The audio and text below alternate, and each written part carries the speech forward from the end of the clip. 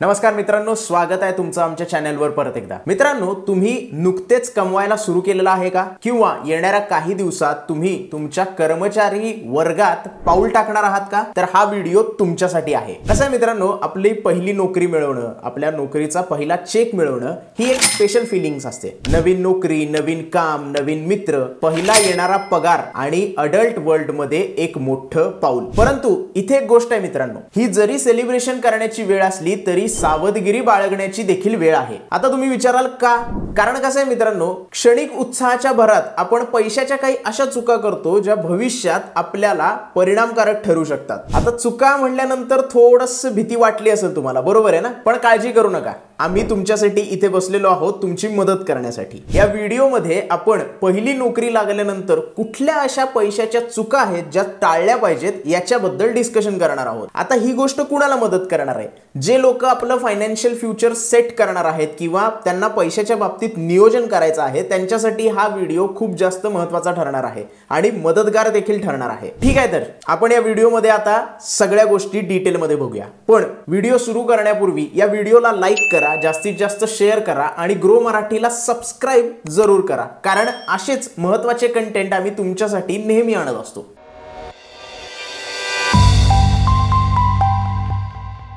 Not understanding health insurance and benefit. मित्रांनो, आजच्या भारतामध्ये जर एक जरी मेडिकल इमर्जन्सी तुमच्याकडे आली तर ती इमर्जन्सी तुमच्या फॅमिलीचं पूर्ण सेव्हिंग ड्रेन करू शकते। मेडिकल इन्फ्लेशन बद्दल विचार केला तर सध्याचा मेडिकल इन्फ्लेशन दर हा 15% वर गेलेला आहे आणि तो थोडासा चिंताजनक आहे। ओव्हरऑल भारताचा जर इन्फ्लेशन रेट आपण बघितला तर तो दरवर्षी साधारण 7 ते 8% पर्यंत जाऊ शकतो। अशा परिस्थितीत मित्रांनो, जर तुम्ही नवीन नोकरी सुरू केलेली असेल आणि तुमच्या समोर एक मोठं मेडिकल बिल आलं तर ते सगळ्यात मोठं आव्हान ठरू शकतं आणि याची तयारी आधीच केलेली बरी। मित्रांनो, जेव्हा आपल्याकडे हेल्थ इन्शुरन्स असतो तेव्हा आपल्याला मनाला शांतता असते की आपल्या फॅमिलीला सगळ्या गोष्टीचा बॅकअप मिळालेला आहे जर काही इमर्जन्सी आली तर। आता हेल्थ इन्शुरन्सचा जर विचार केला तर सेफ्टी सिक्युअर करण्याचे 2 मार्ग आपल्याकडे आहेत। पहिला मार्ग, आपण ज्या कंपनीत काम करतो ती कंपनी आपल्याला हेल्थ इन्शुरन्स प्रोव्हाइड करते आणि दुसरा म्हणजे आपल्याला स्वतःला हेल्थ इन्शुरन्स बाय करावा लागतो। जेव्हा कंपनी आपल्याला हेल्थ इन्शुरन्स प्रोव्हाइड करते तेव्हा त्याचा जो प्रीमियम असतो ती कंपनी भरत असते, पण ज्या वेळेला तुम्ही जॉब सोडता त्यावेळेला पूर्ण किंवा पार्शियली त्याचं कव्हरेज बंद होण्याची शक्यता असते। दुसरीकडे आपण जेव्हा स्वतः हेल्थ इन्शुरन्स खरेदी करतो तेव्हा आपण स्वतः आणि हेल्थ इन्शुरन्स विकणारी कंपनी यामध्ये आपलं डील असतं। मग आपण नोकरी आहे किंवा नोकरी नाही आहे याची पर्वा न करता त्याचा जो प्रीमियम आहे तो सातत्याने भरत असतो, कारण आपल्याला त्याची काळजी असते। आता मित्रांनो, तुम्ही पहिल्यांदाच जॉब करताय आणि पहिल्यांदाच आपली कमाई करताय, त्याच्यासाठी आरोग्य विमाबद्दल काही गोष्टी तुम्हाला माहित असणं गरजेचं आहे। त्या गोष्टीवर आपण आता चर्चा करूया। सगळ्यात पहिल्यांदा मित्रांनो, सगळेच हेल्थ इन्शुरन्स सारखे नसतात। काही इन्शुरन्स मध्ये तुमची फॅमिली पण कव्हर होते, तुमची बायको किंवा तुमचे आई वडील पण कव्हर होतात। आता तर काही इन्शुरन्स असे पण आलेले आहेत जे तुम्हाला योगा क्लासेस, मेडिकल स्क्रीनिंग, तुमची जी चेकअप असतो किंवा जिम फॅसिलिटी या सगळ्या गोष्टी पण कव्हर करून देते। तर महत्त्वाचं काय आहे की तुम्हाला जो इन्शुरन्स देतोय किंवा तुम्ही जो इन्शुरन्स घेताय तो नेमकं त्याच्यामध्ये काय मेन्शन करतोय, तुम्हाला काय प्रोव्हाइड करतोय हे माहित असणं खूप जास्त गरजेचं आहे। आता एक्सपर्ट्सच्या म्हणण्याप्रमाणे हे जे पॅकेज आहे ते कसं असलं पाहिजे याच्यावर थोडीशी चर्चा करूया। सगळ्यात महत्त्वाचं आणि पहिला पॉइंट म्हणजे कमीत कमी 5 लाखाचं हॉस्पिटलायझेशनचं कव्हर त्याच्यामध्ये असलं पाहिजे। दुसरं, समजा ऍक्सिडेंट सारखी कुठली दुर्घटना झाली तर तुमच्या वार्षिक पगाराच्या 3 पट रक्कम तुम्हाला मिळाली पाहिजे याचं त्याच्यामध्ये नमूद असलं पाहिजे। तिसरं सगळ्यात महत्त्वाचं म्हणजे तुमच्या बेसिक हेल्थ नीड्स जे आहेत त्याच्यासाठी तुम्ही डॉक्टरांपर्यंत लवकर पोहोचले पाहिजेत, म्हणजेच टेली कन्सल्टेशनची सोय त्याच्यामध्ये असली पाहिजे। आता काही ज्या कंपन्या आहेत त्या ह्याच्यापेक्षा जास्त गोष्टी आपल्याला देतात, पण जे बेसिक कव्हरेज आहे ते कमी पडत आहे असं तुम्हाला वाटत असेल तर तुम्ही टॉपअप करू शकता आणि तुमचं हेल्थ इन्शुरन्स मध्ये कव्हरेज वाढवू शकता। मग त्याच्यासाठी लागणारा प्रीमियम तुम्हाला एक्स्ट्रा पे करावा लागेल। मित्रांनो, फक्त आजारपण किंवा हॉस्पिटलची बिलं एवढ्या पुरतच मर्यादित न राहता हेल्थ इन्शुरन्स तुम्हाला टॅक्स बेनिफिट पण देऊ शकतात, पण ते कुठल्या गोष्टीवर डिपेंड आहे की कोण तुमचा प्रीमियम काढतोय किंवा कोण प्रीमियम भरतोय. जर कंपनीने तुम्हाला इन्शुरन्स काढून दिला असेल तर ऑब्व्हियसली त्याचा प्रीमियम कंपनी भरेल आणि जे टॅक्स डिडक्शन असेल ते कंपनीला करावं लागेल. समजा जर तुमची कंपनी प्रीमियम भरत असेल आणि तुमच्या कंपनीनं टॅक्स बेनिफिट घेतले असतील तर जो नोकरी करतोय माणूस त्याला ते क्लेम करता येणार नाहीत. परंतु मित्रांनो, जर तुम्ही दोघे पण इथे प्रीमियम भरत असाल, म्हणजे तुमची कंपनी 50% भरते आणि तुम्ही 50% भरताय, किंवा तुम्ही स्वतःचा इन्शुरन्स काढला असेल आणि सगळा प्रीमियम जर तुम्ही भरत असाल, तर इन्कम टॅक्स ऍक्टच्या 80D या नियमांतर्गत तुम्ही टॅक्स बेनिफिट क्लेम करू शकता. मित्रांनो, जर तुम्हाला टॅक्स डिडक्शन बद्दलचा एक डिटेल व्हिडिओ पाहिजे असेल तर तो डिस्क्रिप्शन मध्ये अवेलेबल आहे किंवा आय बटनवर तुम्हाला मिळून जाईल.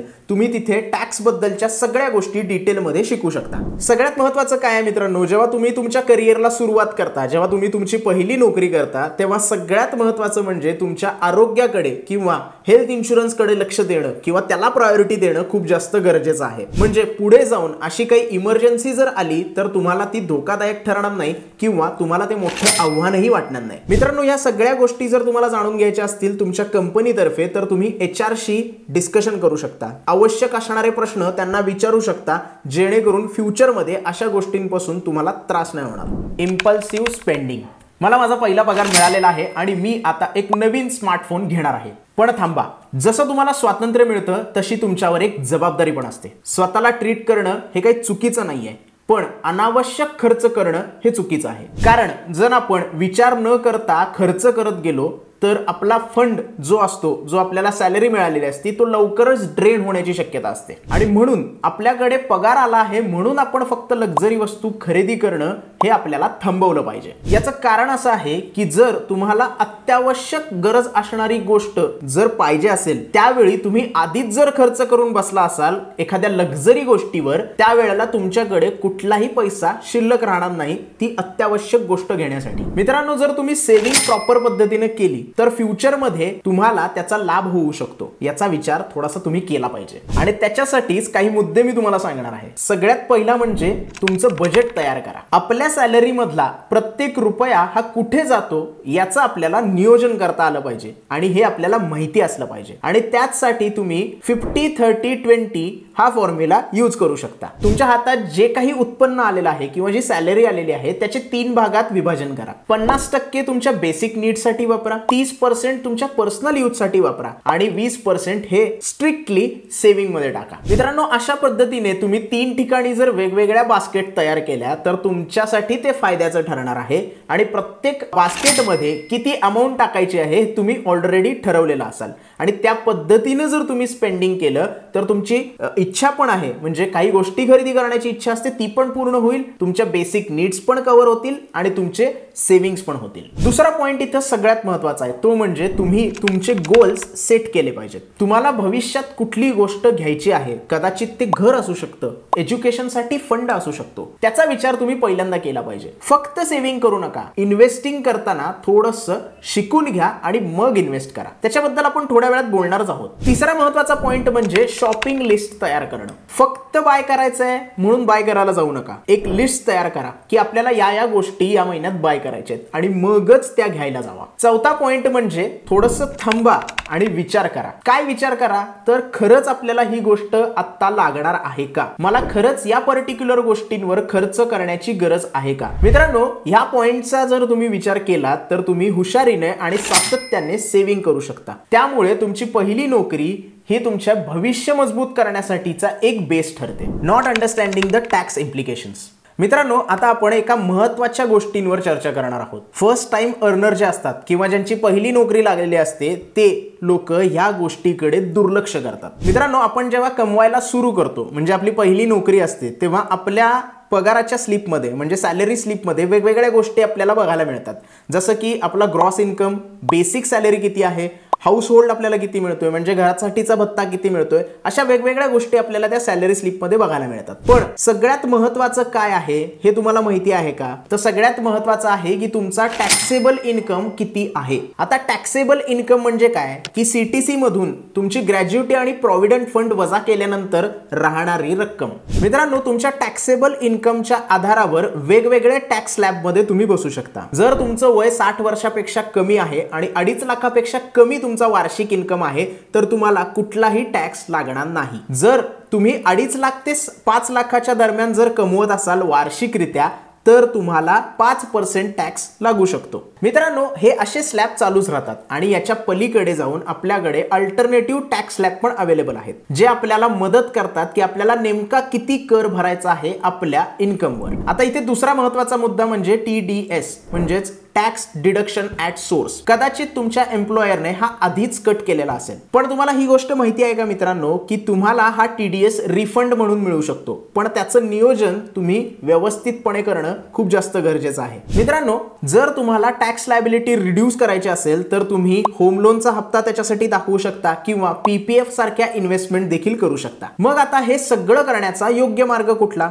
तर सगळ्यात महत्त्वाचं म्हणजे फायनान्शियल इयरच्या सुरुवातीलाच जे काही तुमचं इन्कमचं डिक्लेरेशन आहे ते करून टाका. तुम्ही इन्व्हेस्टमेंट किती करणार आहात आणि खर्च किती करणार आहात याचं नियोजन करा. गरज पडल्यास तुमच्या CA कडे जावा, जो तुमचं आर्थिक नियोजन बघतो, जो कोण माणूस असेल त्याच्याकडे जाऊन त्याचा सल्ला घ्या. जर तुम्ही इन्कम टॅक्सकडे दुर्लक्ष केलं तर पैसे वाचवण्याच्या ज्या काही संधी आहेत त्या तुम्ही गमावू शकता. मित्रांनो, भारतामध्ये भरपूर प्रकारच्या टॅक्स सेव्हिंग इन्व्हेस्टमेंट अवेलेबल आहेत. त्याच्याबद्दल तुम्ही शिकून घेणं खूप जास्त गरजेचं आहे. याचं एक्झाम्पल जर घ्यायचं झालं तर इक्विटी लिंक सेव्हिंग स्कीम आहेत, नॅशनल सेव्हिंग सर्टिफिकेट आहेत किंवा टॅक्स सेव्हिंग फिक्स्ड डिपॉझिट पण आहेत. या सगळ्या ज्या गोष्टी आहेत त्या तुमच्या टॅक्स लायबिलिटीजला ऑप्टिमाइज करून तुमची वेल्थ वाढवण्यात मदत करू शकतात. Not planning for the future. मित्रांनो, आपल्याला नवीन स्वातंत्र्य मिळाल्यानंतर आपण नियोजनाचं महत्त्व विसरून जातो आणि म्हणूनच आपण आत्तापर्यंत जे पॉइंट्स डिस्कस केलेले आहेत त्याच्यासाठी तुम्हाला योग्य नियोजन करणं आवश्यक आहे. त्यामुळे मनामध्ये सतत एक गोल सेट करून ठेवा. शॉर्ट टर्म गोल कुठली आहेत, लॉंग टर्म गोल कुठली आहेत याचा विचार करा आणि ते गोल्स अचीव करण्यासाठी काम करत राहा. तुमच्या करिअरच्या सुरुवातीपासूनच म्हणजे पहिल्या जॉब पासूनच सेव्हिंगची सवय अंगी जोपासा. तुमच्या पगारातला 20 ते 25% भाग हा बाजूला काढून ठेवा. तसंच मित्रांनो, जर तुम्ही सेव्हिंग करत असाल तर इमर्जन्सी फंडचा पण विचार करणं खूप जास्त गरजेचं आहे. आणि जर तुम्ही इमर्जन्सी फंड तयार करत असाल तर त्याच्यासाठी पहिल्यांदाच कामाला लागा. तुम्हाला जर काही इमर्जन्सी येणार असेल किंवा तुम्ही जॉब सोडल्यानंतर तुमच्या ज्या बेसिक नीड्स आहेत त्या कमीत कमी 3 ते 6 महिन्यासाठी व्यवस्थितपणे भागल्या पाहिजेत, याचा विचार करून इमर्जन्सी फंड तयार करा. मित्रांनो, मी आधी म्हटल्याप्रमाणे सेव्हिंग जर करत असाल तर इन्व्हेस्टमेंटचा विचार करा. फक्त FD वर कॉन्सन्ट्रेशन न करता तुम्ही दुसऱ्याही गोष्टी बघितल्या पाहिजेत. अर्ली 20s इक्विटीमध्ये इन्व्हेस्ट करण्यासाठी चांगलं असू शकतं, म्हणून तुम्ही सिस्टमॅटिक इन्व्हेस्टमेंट प्लॅन किंवा ज्याला आपण SIP म्हणतो त्याच्याकडे वळलं पाहिजे. इक्विटीमध्ये काय क्षमता आहे आणि किती पोटेन्शियल आहे याचं नॉलेज तुम्हाला येईल. शिवाय नंतरच्या आयुष्यासाठी म्हणजे भविष्यासाठी तुम्हाला SIP किंवा जी काही इक्विटीमध्ये तुम्ही इन्व्हेस्टमेंट केली असेल तर ती तुम्हाला मदत म्हणून साबित होऊ शकते. शिवाय लवकर जर तुम्ही सुरू केली तर कंपाऊंडिंग इफेक्ट चांगल्या पद्धतीने तुम्हाला मिळू शकतो, जी तुमची वेल्थ चांगल्या पद्धतीने वाढवू शकतो. नेक्स्ट मित्रांनो, अनावश्यक खर्च आपल्याला टाळला पाहिजे. जर तुमच्यावर एज्युकेशन लोन असेल तर ते लोन भागवण्यासाठी पहिल्यांदा तुम्ही प्रयत्न केला पाहिजे. दुसरी गोष्ट, अनावश्यक जर कर्ज घ्यायचं असेल तर आपल्याला त्याची गरज आहे का याचा विचार करणं खूप जास्त गरजेचं आहे. जर गरज नसेल तर ती गोष्ट अवॉइड करता येईल. शिवाय नेक्स्ट पार्ट मी इथे सांगू इच्छितो तो म्हणजे क्रेडिट कार्ड. क्रेडिट कार्ड हे एक टूल आहे, फ्री मनी नाही आहे. म्हणूनच क्रेडिट कार्डचा नियोजनबद्ध पद्धतीने किंवा हुशारीने वापर करायला सुरुवात करा. त्यामुळे मित्रांनो, सुरुवात लवकर करा सेव्हिंग्सची, जी तुम्हाला भविष्यात कामाला येईल आणि व्यवस्थित त्या दृष्टिकोनातून तुम्ही परिश्रम करायला लागाल. मित्रांनो, तुम्ही आज घेतलेल्या शहाणपणाच्या निर्णयानुसार किंवा फॉरवर्ड थिंकिंग नुसार जे तुम्ही निर्णय घेता ते तुमचं भविष्य सुधारू शकतं. नेक्स्ट पार्ट आहे नॉट लर्निंग कंटिन्युअसली. मित्रांनो, तुम्ही वर्षानुवर्ष अभ्यास करता, अभ्यास करून चांगली नोकरी मिळवता आणि आता शिक्षण संपले, पण असा विचार करणं खूप जास्त चुकीचं ठरू शकतं. मित्रांनो, जग कुणासाठीही थांबत नाही. नोकऱ्या बदलत राहतात आणि बदल अपेक्षितच असतो. खरं तर 50%पेक्षा जास्त कंपन्या अशा आहेत ज्या AI टेक्नॉलॉजीकडे वळत आहेत आणि ज्याच्यासाठी आपल्याला ती गोष्ट शिकणं खूप जास्त महत्त्वाचं आहे. तर इथे आपल्याला कळतं, जर आपण शिकायचं थांबवलं तर आपण मागे पडू शकतो. तुमच्या प्रोफेशनल ग्रोथमध्ये ही गोष्ट तुम्हाला बाधक ठरू शकते. त्यामुळे स्वतःला अपडेट ठेवण्यासाठी तुम्हाला प्रत्येक नवीन गोष्ट शिकणं ही जास्त गरजेचं आहे. दुसरी गोष्ट, शिकणं हे फक्त तुमच्या कामासाठी नाही तर तुमच्या फायनान्शियल स्किल्स डेव्हलप करण्यासाठीही असू शकतं. सगळ्यात महत्त्वाचं काय आहे, तुम्ही बचत समजून घेतली पाहिजे, विमा कसा आहे ते समजून घेतलं पाहिजे, गुंतवणूक कशा पद्धतीने करायची आहे ते समजून घेतलं पाहिजे आणि इतरही विविध योजना आहेत ज्याच्याबद्दल तुम्ही नेहमी शिकत राहिलं पाहिजे. जर हे नॉलेज तुम्ही मिळवलं तर तुम्हाला मनशांती मिळेल आणि तुमचं जीवन सोपं होऊन जाईल. आता सगळ्यात महत्त्वाचा प्रश्न म्हणजे कुठून सुरुवात करायची हे माहित नसतं. आजचं युग डिजिटल युग आहे आणि डिजिटल युगाने या सगळ्या गोष्टी आपल्यासाठी सोयीस्कर करून ठेवलेल्या आहेत. तुम्ही वेगवेगळे कोर्सेस घेऊ शकता, वेगवेगळे फ्री वर्कशॉप करू शकता. सगळ्यात सोपी युक्ती सांगू का, ग्रो मराठी चॅनलला नियमित फॉलो करा, सबस्क्राईब करा. या सगळ्या गोष्टी या चॅनलवर तुम्हाला नेहमी अवेलेबल असतील. अँड दॅट्स अ रॅप मित्रांनो. लक्षात ठेवा, जर तुम्ही आज वाईज चॉईसेस केलेत तर तुमच्या उद्यासाठी ते व्यवस्थितपणे आकार देऊ शकतात. मित्रांनो, तुमचं जीवन जे आहे ते पूर्णपणे व्यवस्थितपणे स्वच्छंदीपणे जगा. पण एक गोल्डन रूल जो आहे तो कायम लक्षात ठेवा. तो गोल्डन रूल आहे बॅलन्स. मग बचतीमध्ये असू दे, खर्चासाठी असू दे, इन्व्हेस्टमेंटसाठी असू दे किंवा हार्मोनी मेंटेन करण्यासाठी असू दे, बॅलन्स मेंटेन करणं खूप जास्त गरजेचं आहे. मित्रांनो, आता मला तुम्हाला एक प्रश्न विचारायचा आहे. या मनी मिस्टेक टाळण्यासाठी तुम्ही पहिल्यांदा कुठलं पाऊल उचलाल हे आम्हाला कमेंटमध्ये कळवा. जर हा व्हिडिओ तुम्हाला उपयुक्त वाटला असेल, कामाचा वाटला असेल तर या व्हिडिओला जास्तीत जास्त लाईक करा, जास्तीत जास्त लोकांपर्यंत हा व्हिडिओ पोहोचवा आणि ग्रो मराठी चॅनलला सबस्क्राईब करायला विसरू नका. धन्यवाद.